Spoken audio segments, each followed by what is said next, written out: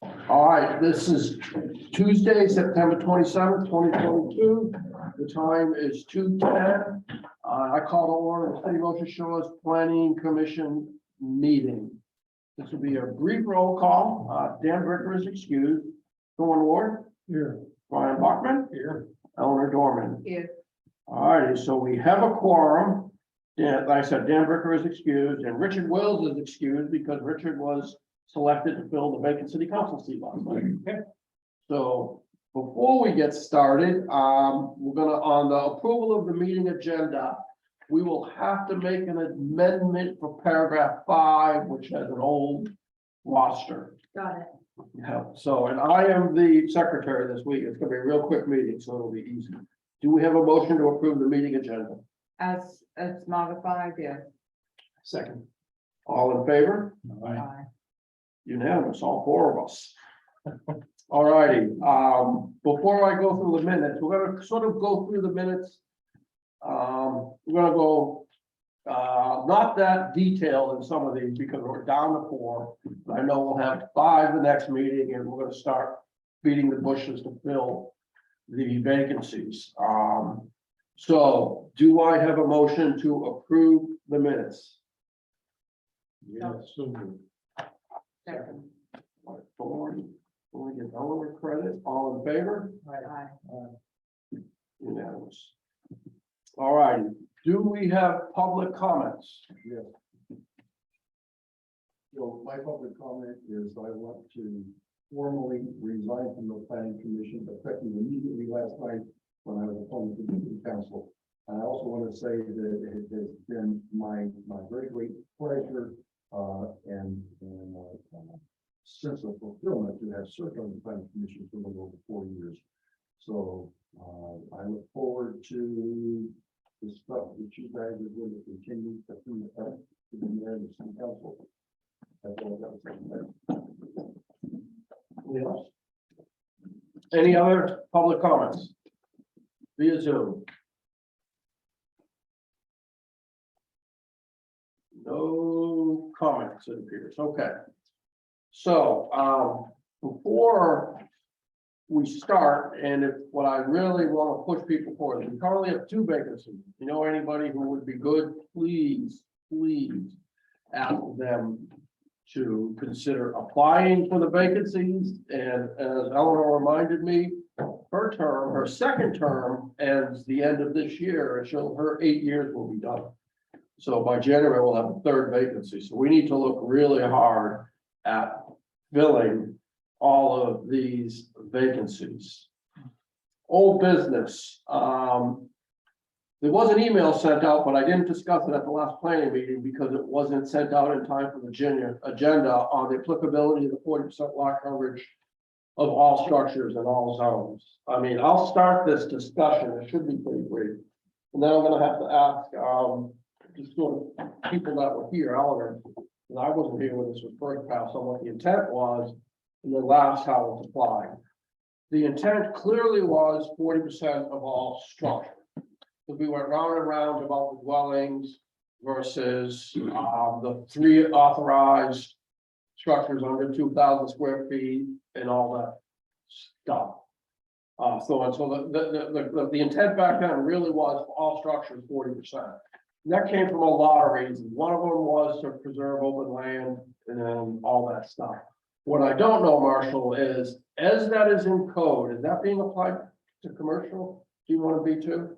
It is, and there was a request that I kind of do a spot check on some of the Commonwealth subdivisions that we've done recently to make sure that an average subdivision of a standard size lot to the new minimum size would still maintain that 40% rule. And so I went through the double duplex where we're going to be subdividing a lot into 2,200 square foot lots with 400 square foot Commonwealth subdivisions, and that's only 18% of the total area. So on that particular project, we're at 18%. I've got another one where it's a common wall triplex or a 3-unit structure. Wherein we're putting a 600 square foot structure or unit on a 2,640 square foot, and that was only 23% of the lot coverage. So based on the proposals I've had come through so far, the common wall subdivisions don't appear to be a problem with that 40% maximum coverage. I did run into one situation on a commercial lot that was being developed into storage units, where we went through a conditional use.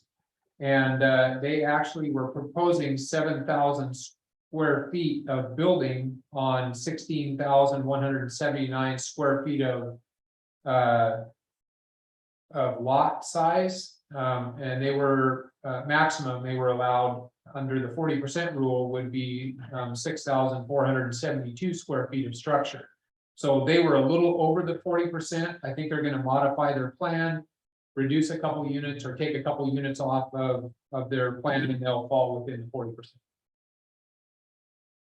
It's not a significant change, but I have a question, because in the past, I brought up to Alicia the 40% rule when I see people that are putting 2 and 3 sheds on the property. And she maintained that was not to be included in the 40%. And I'm not sure that she was correct, but I'd like some clarification.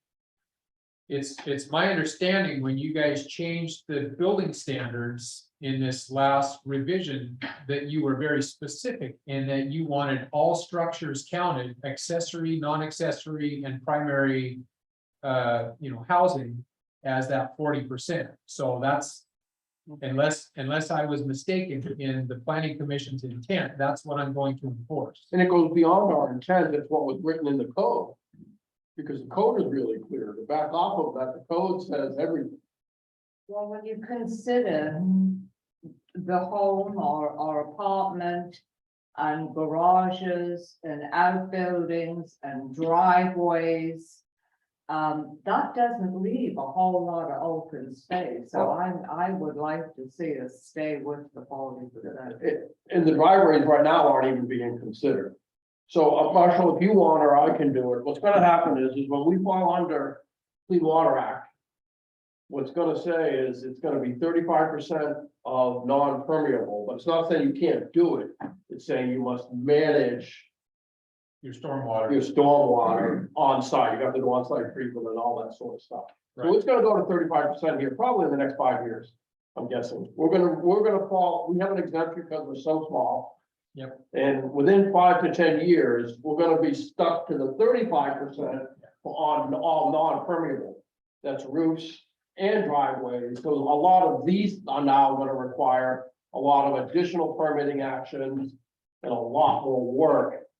So there's gonna be a drive, I believe, to stay below 35% for all permeable surface, which means gravel driveways and that sort of stuff. Yeah. But the intent, it's not what we intended, it's what the city council passed and put in code was all structures. So the question would be, if somebody does a non-permitted structure under 200 square feet and exceeds the 40%, in effect, code enforcement could make that come down. Yes, I believe that to be the case. I'm- And we just confirmed in code that it is very specific, all structures, not just permitted structures. Well, in So- light of what you're saying as far as 35%, I don't see any point in making any changes at this time. The only thing that I'm a little bit I would consider would be if we meant that for B1 and B2. I wasn't here. Because the story of the story of I guess what we don't know is the impact it would have on other commercial, because we're trying to think of the commercial lots that go more than 40% storage units. There are other places, but I can't see a lot. And it's not in the code, it doesn't specify if it applies only to R or if it includes B1, B2, B3.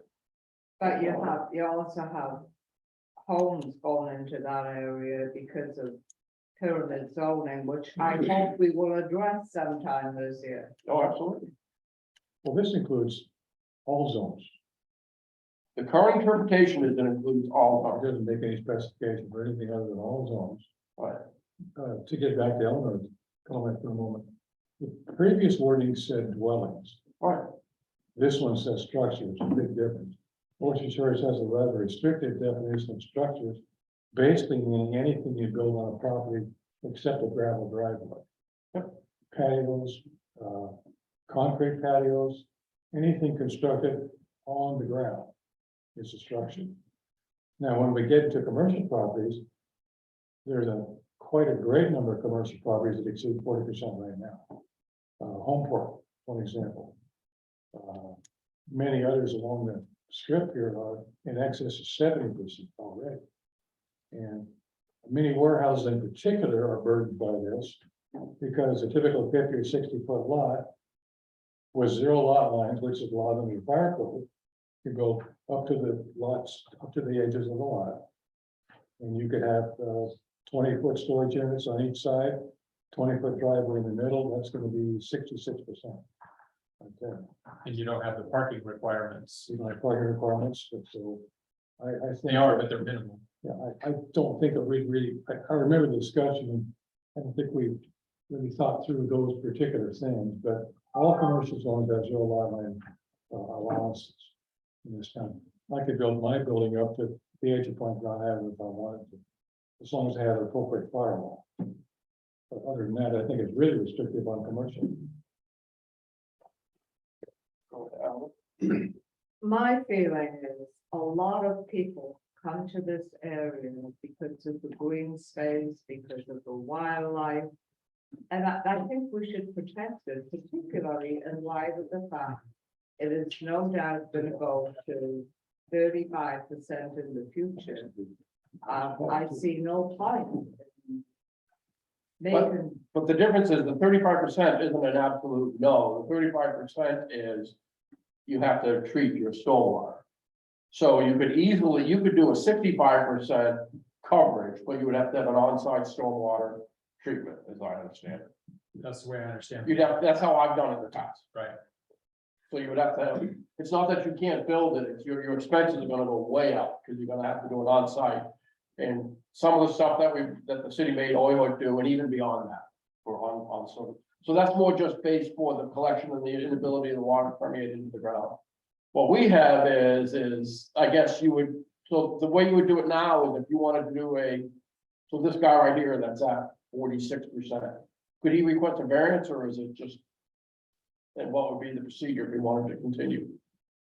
I didn't look at the code for that, There is for that purpose. Yeah. I think the variance. I think a variance would relieve you of the burden of the code, Right. but you would have to show justification why a variance, should be allowed. So We're looking at, here's an outline of the Division 1. for Yeah. instance, and the shadows of the buildings. I'd say probably half of these commercial buildings exceed 40%. yeah, and there's no question that in my opinion, we need to look at it for commercial zone. Is it perhaps considering, providing relief from the 40% requirement in commercial Look, zone? exclude commercial. What? Okay, exclude commercial because the fire code already does. We could. I mean, what I will also say is I would rather do this, have at least 5 people, because this is a fairly major move. And 2, it made very clear to me that we don't want to be taking things to city council like between now and the new year. So, I mean, even if we make this, it's probably not gonna go. If it's a small one, we can do that. So unless anybody has a strong feeling, I would prefer to wait on a vote until we have at least a 5th member. Lauren, are you okay with that? Well, yeah, I view it more as an oversight when we did it. But I just want to make it clear that I was actually here for the end of the discussion, that the intent for residential was very clear. 40% all structure. I don't disagree with that. I think the term dwelling to structure was probably arrived at in haste, let's say. No, it was a lot of discussion about it. We talked and talked and talked. What did be dwelling and structure meant that it took it out of residential only. That I don't think was discussed. Would you remember that being discussed? We didn't No, the discuss that. impact on commercial? When we changed it to everything, we hadn't really thought, what's the existing footprint of homes? I Commercial buildings right don't now. recall an in-depth discussion on commercial. I would be willing to discuss it on commercial. If we took care of pyramid zoning first, because what I don't wanna see is people coming in with a house where they go wall to wall. In a commercial zone, which interrupts businesses on, or could potentially on either side. Okay, I don't think this is any relation to that. I think that pyramid zoning is gonna be a contentious discussion. I don't think this will be. Well, depends on your point of view, I guess. So, I mean, so what I would like to do is I'm gonna put this back on the agenda next week. And we'll have at least 5, if we don't, we won't have anybody appointed before we won't have time. So I would just be more comfortable, especially seeing as Dan was here with you for a lot of the earlier discussions of this. That we could probably table this, and I'm gonna put it right back on the agenda for the same discussion and focus it on allowing in commercial zones. On the pyramid zoning, it's really residential and commercial, which everybody's most concerned about. And that sort of goes into land use designation review. And that was actually the first thing I was gonna bring up, and I'm gonna bring everybody's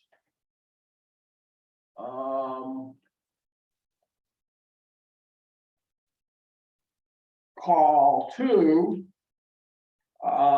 page 6 of the agenda packet, if you have it, which talks about, I've got it. I keep looking at mine. Dave Christie talks about the Gateway Corridor. See what happens, I don't know. Make sure we get your thing right. So clearly, in the Gateway Corridor, in the last comprehensive plan, we said residential only on the second floor of commercial. And I would like a little discussion, because that goes to the mayor's wanting us to work on the gateway zone, and we're gonna work on it more next week when we have the maps to go through them again. We'll have copies of the maps. But is there anybody that wants to have more discussion about residential and the gateway? And I know we've also got the other parts. I got my map, but everybody knows. Go ahead. You know, we talked extensively about the Gateway Corridor and how we thought most model downtown areas have living accommodations above a business, whether it's for the owner or a business operator. And I think that's great. I have a concern with them being on ground level. In fact, I have a question for Marshall. Are you allowed to live in a building that does not have a full bathroom, has no bath or shower? To live in it? I don't believe so. Well, there's one on Point Drive. Okay.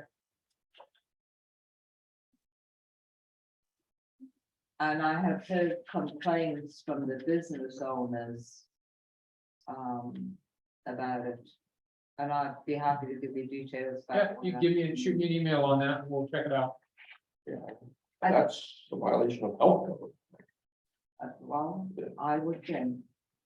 And you know, I understand if people have a business space that they're not able to rent, I can understand them trying to fudge the law, but it doesn't sound like a good idea. We'll look at the health codes on that and make Okay. any corrections necessary. And really, there would have to be, if we look at our downtown corridor, it's pretty well filled up. You'd have some conversion of business space into residential if we allowed anything other than second floor. The thing I'd like to talk about is we've got, I don't know, up there, we've got lots of apartments that is what is currently designated in the Gateway Corridor off of Menard and some of those side streets. those apartments are a combination of nightly rentals, which would probably be legal in the Gateway corridor. And, more than 30-day rentals, which we're saying wouldn't be legal on the first floor.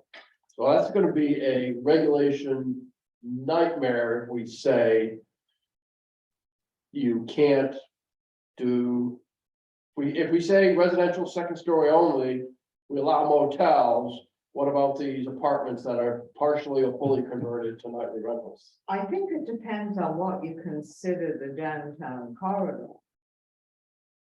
Well, we're talking about the Gateway corridor, and you look at it on a map, and there are blocks of apartment buildings.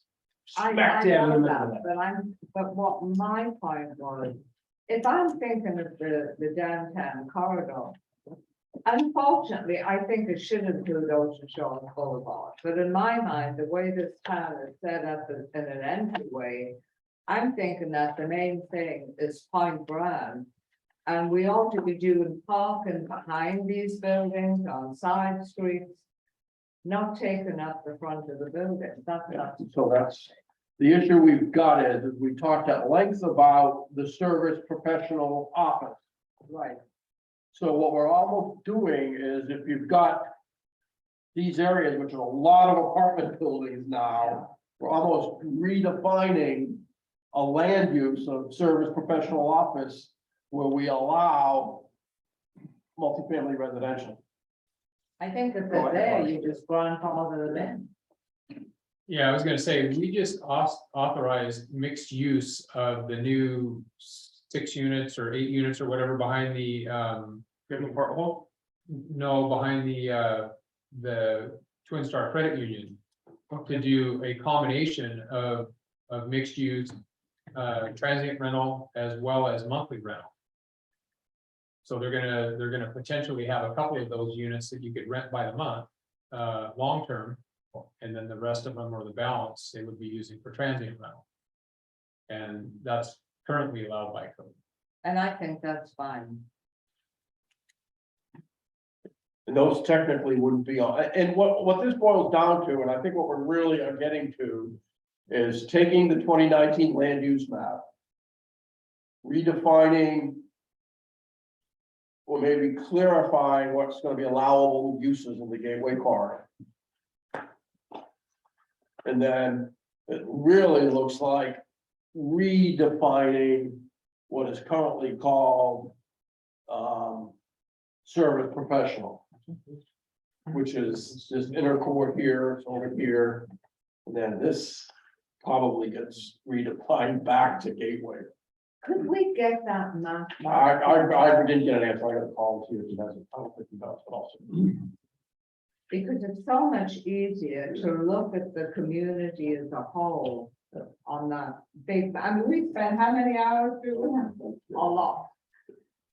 But it does, it makes it a lot clearer. Okay. Well, I'll chase Pat again to see, I haven't followed up with him since my first note. He's around, he's out of town, so we'll see that. I saw him yesterday. What? I saw him yesterday. Exactly, yeah, and I'll contact him. So what we're really looking at though is we've got a 2019 land use map. And we've got land use categories which don't match the map. And we've got a desire as a group to work on some version of the Gateway corridor. That, doesn't, we don't even want to look at the zoning map because that would just totally confuse us. Well, if you look at what we've got now, you could make some concessions on this area. Oh, yeah, here. I'm saying that, yeah. And use Point Brown and Ocean Shore Boulevard to really work how we want the downtown to look. Yeah. Knowing that these are all behind there, for the most part, they're hidden from view. Yep. It doesn't influence how we want to view this area in the future. So I think if we take it in sections and. Well, and I think that if you look at it, if you look at what's there now, you kind of have to make concession for what's there now. This whole area, this pink area right in here, this is all apartment complexes right in here. Or no, I'm sorry, it's No. this blue area. That's what I'm saying. Yeah, and Yeah, I'm saying yeah. that's fine, Yeah. it's back in the middle there. Right, It's not on the main highway. Yeah, So the question, well, so what we're really taking on a task, and we're not, because of the small size, I'm not taking a lot, I'm not taking a lot of votes today and motions, is what we're really looking at is redrawing the 2019 land use map, renaming and redefining the land use areas such that they can be zoned appropriate mhm, to what we want to do. Yeah, and I think it would behoove us all to take a slow drive or a walk Oh, yeah. around that area before we. well, and that's kind of what I'm getting at with this, with these particular areas, Menard, Anchor, I don't know what the other street is behind there, but like the uses that they're being put to right now. It's like, I have a real hard time going in there and saying, well, you can't have apartment buildings here anymore. Exactly, Yeah, and so, I think we you know, could make Yeah. concessions. We could do that, and we could leave it business professional, but just define business professional in a way that Sure. multi-family, residential and or overnight rental is You permitted. can have an A and a B. Either way, but it's not really gateway corridor. The view of the gateway corridor is what's seen when you're driving into town. Yeah, this is not the gateway corridor. to me. So, And I think that we can accommodate people that are there or who own undeveloped land out there. the last question I've got is that, do we want to take the gateway corridor on both sides all the way to here? Because that was something the mayor asked me about, Both sides, meaning the boulevard and Point both Bridge. sides of Point Brown, yeah. How about the boulevard? So here, Point Brown. Because the gateway corridor goes down both highways. Exactly. It stops basically at the rotary. With a little bit over by, the old IGA, whatever they're called, Sunset Drive. But we've got this business professional that we tried to put in. Almost to where we're sitting, and then opposite the road, where it's being highly misused right now, one of mine and the mayor's pet peeves is the misuse in here. So, I mean, what I wanna do is next meeting, where we have at least one, maybe two more people, talk about extending what we're calling the gateway corridor. Because it's actually, other than that section, I'm okay with pulling the gateway corridor all the way down almost to here. Yeah. And I think the use is, once we sort of, as a consensus without voting, agreed that professional was okay in the gateway corridor. That sort of allowed us to expand the extent of it, if that makes sense. Well, we take a little here, we give a little. Yeah, that's what I think, and we kind of go there, and then we take, and I think it is not a bad aspiration to make this business professional, future business professional. But for now, say multifamily residential is permitted. mhm. Does the gateway corridor allow apartments? The gateway corridor would not allow apartments under our proposal. However, though, you could rename this area in between. There's not much there. It's where most of the apartments are right now. What do we do about the so-called down at the hills motels that are no longer profitable as a motel? Westerly, along that corridor, those kinds of things that are better suitable as apartments. Ocean Court's full right now. What do you think about that? What is? Ocean Court is all, it was motels, now it's all apartments. Well, and that's kind of the area that I'm talking about, that's behind Menard, right? Yeah, well, as an example of Westerly, maybe we get you doing Mhm. in this. Is that the one that's as you curve around? Don't date yourself or anything to get you going. Yeah, whatever it's now, but then the one up the street here, which is now. Yeah, that's one of the issues, it's now long-term Yeah, rent. so, Yeah. we have a tremendous problem here in town with having affordable places for workers Mhm. to live. We don't have any zoning, walkable distance to where they're going to work.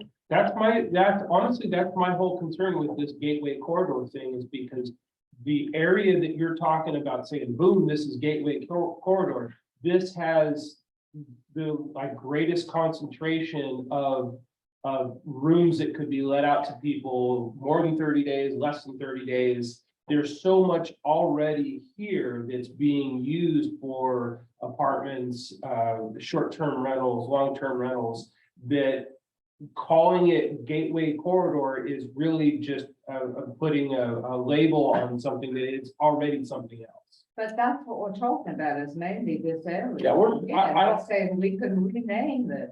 yeah, and but what, there's also an issue in here, there is now a long-term rental in there, that used to be a timeshare. That, is that the, It's the wind jet. yeah, that's what I was thinking, yeah. Well, other examples are obviously the West Lake, Ocean Surf is another one, Nautilus is another one. Everything in Ocean Court, the Show Chalets, Ocean Court Apartments, the Ocean View Apartments. Nautilus is still pretty much short term as far as I know. Well, it's either one. It is, you can do either, that's Yeah. right, yeah, you can do Yeah. either. And get you going both. It could be both, yeah, or the Ocean Shore Game, whatever they call it now. If they're there, can't they just be a non-conforming use? What they are now, but what happens when you have change hands? What happens when? What Yeah, happens other when ones somebody get wants to burnt, do a like remodel or apartments, get permits or Those ones something, that you know? did. That's what I'm saying, we need to plan for this eventuality that, if we're planning to rezone this area, the uses that are already being used there, it's not gonna change. And I don't have a problem with saying they were already there, we'll grandfather them in. Well, your grandfather under today's use, what if tomorrow they're not making their money, but as a motel and go to monthly rentals? Because you get grandfather in use, not in instruction. Well, it's nothing you can't take into account and write something to cover rather than saying, we can't do anything we want here because there's a few properties that may change their use over the years. That's what we always do. But I think what Thornton's saying is a great point. I don't know if, I mean, I don't know if you guys have ever looked for a place to rent in this town. I have. And it was few and far between. I had to buy a house because it was cheaper than to find a place to rent. There's no rentals at all available. So, Sure. so in my opinion, as a younger person coming into Ocean Shores, having more places available that I could rent long-term is actually desirable because right now, most of our workforce is driving here from Aberdeen. But do they have to be in the core area? But that's the thing though, Eleanor, is the core area is where the rooms are. They're already there and they're not being used in the way that they used to be used when they were built. And that's where the jobs are, and so people would prefer to walk to work if they're low income. And don't want to handle the vehicle, can't take the bus, Let what are you gonna do? non-conforming. Do you guys believe that that's market driven, that the hotels, like the Sands, the reason they're not doing, nightly motel rental anymore is it because of the disrepair in the motel and you can't get people to stay there, or there's not enough demand? Is the Shiloh filling up every weekend and the motels that are being well maintained and look good and have a more than 4-star rating, are they filling up every weekend still? Yes, but most hotels here are honestly second and third rate. So is that what's driving the market, that they can't make rooms rent based on the condition of their rooms, or is it the market's driven it? Well, part of it, our occupancy year round is 40%. And nowhere I've heard of will that ever make any money. I think it's market driven because the amount of people that want to live here is greater than the amount of places for them to stay. I think it's a market driven thing. People that own that building, whatever building we're talking about, might be able to get more money renting it long term than they can short term. Using that 40%. That's actual, it should be 60. But In it's order to not. turn a profit in a place like the Sands or. Beachcomber is a perfect example, that place occupancy maybe 12%. And I don't know why they're not doing apartments yet, but, yeah, whatever, Ocean Shores okay. Okay, how many units are we talking about? I mean, individual buildings. How many hotels that you think would likely to go with rentals? Well, if it's winter time, they're gonna do it irrespective of what we think, we don't know. I still think we can make it work for those that are already there without opening the floodgates to invite more people to do that. in an area that, Well, I think that what we're saying, we don't want people to come in and build multifamily apartments in the gateway corridor. right, Existing building, but my problem, Thorne, is that we have owners who are letting places like the Sands get so bad, and now there is such a demand for long-term that people are accepting the Sands as a long-term. That's the truth of the matter. Mhm.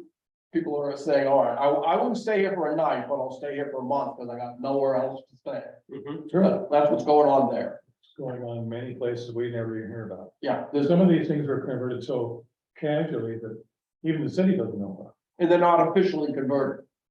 Where they really think to really convert, they just quit taking credit cards. Well, they offer a monthly rate, Yeah. They is do. what they're doing. They've gone to offering a monthly rate. Even the Days Inn does monthly, you just Yeah. don't have it promoted. Is it illegal to do a monthly rate in Ocean Shores? No. Nothing. So it's still a hotel motel, it's just a hotel motel with a monthly rate. And we don't have any specific regulations. Our regulations on rentals are so muddled. Nightly rentals, hotels, motels, boarding houses, rooming houses, God knows what it is. It's a place to rest your head for the night, and we don't really have any specific differentiation between it that makes a lot of sense. And I don't want to do it either, so. But it's a big mess that we've been okay with so far, until we start saying, oh, this is nightly rental, so you're gonna have to put sprinklers in here, but next door you don't, and all kinds of goofy little codicils that we make up to kind of accommodate the situation at the time. I wish we didn't have that. Based on this conversation, Thorne's right in that we have decided where we don't want transient rentals. What we haven't decided is where we do want monthly rentals, and that discussion is just now kind of starting to come out based on how we want to shape the downtown or the gateway corridor. And this is not just here, but it's everywhere. It's everywhere in the country that has housing shortages. So we're not. No, what I'm thinking though, is what this does though, is make us think again about defining the gateway corridor and its extent. Yeah. And what's allowed. Which again, this will be a shorter meeting, and I think, again, nothing to vote on this meeting. Just more things to consider, and I agree with you. I'm gonna spend more time the next 2 weeks. I'll walk around the Bernard, I'm there all the time anyway, so I'll go through it again. And really, it would have been doable if this one up the street hadn't converted. We could have run it all the way up here. That was a shock to most people. It happened kind of under the radar. I knew all about it, actually. Yeah. I knew all about it because I had the insurance on it and had to cancel the old policy. But what it was is they weren't making any money as a timeshare anymore, and so they just sold They bought out their old timeshares. all and those they people all got are- together and sold out. So it's not a surprise, it's unfortunate, and frankly. And you wanna going into this discussion, I'm okay saying no residential all the way to here, and whenever they get sold, it gets redone, it can't be an apartment. But see, that's the thing, though, that's my concern is that when you're talking about a building that is. The building that's there is made to, it's got units with kitchens and living rooms and everything. It's made for people to live in, okay? So what are you gonna do? Are you gonna tear it down? What else are you gonna put there? Not the rentals. It's a nice looking place, it doesn't distract from the Yeah. area at all. So, all right, so it's just something and I just think that there needs to be some common sense used with buildings that are there, existing there in these areas that we're talking about calling the gateway corridor. There needs to be some common sense used with what's already there, because that use is gonna continue on past us. I don't think any of us disagree with that. no, Okay. not at all. Most older hotels that were built with kitchenettes. You rarely find a studio without that kind of thing. The Mhm. newer ones, no. But that meant that at that time, the thinking was, oh, you stay in Ocean Shores a week. Well, that didn't really turn out to be a little more of a weekend destination and commuter destination than anything else. And so a lot of these hotels are easily convertible to apartments longer than a week. And And then our code kind of considers, is there a significant difference between renting for 29 days, renting for 31 days? Code says there is, but practically it probably isn't. Yeah, I'm not sure anybody can tell me what the difference between a Gitche-Gumee rental for 30 days monthly rate is, or a transit rental down the street. Yeah, no, And it's not regulated the same, because it's not. by definition, that place is a hotel motel with a monthly rate. And I guess the answer is the guy down at the end of Point Brown can't do a daily rate. Well, I guess he can do a daily rate, and he could do a monthly rate. He could rent that house up long term. So there's no real difference between transit rentals and hotel motels. Not practically. No. Just there's a legal difference in our code, but nowhere else. So, all right, well, I don't think, what I really think we need to look at is what we're going to, steal my maps. What I think we're looking at is,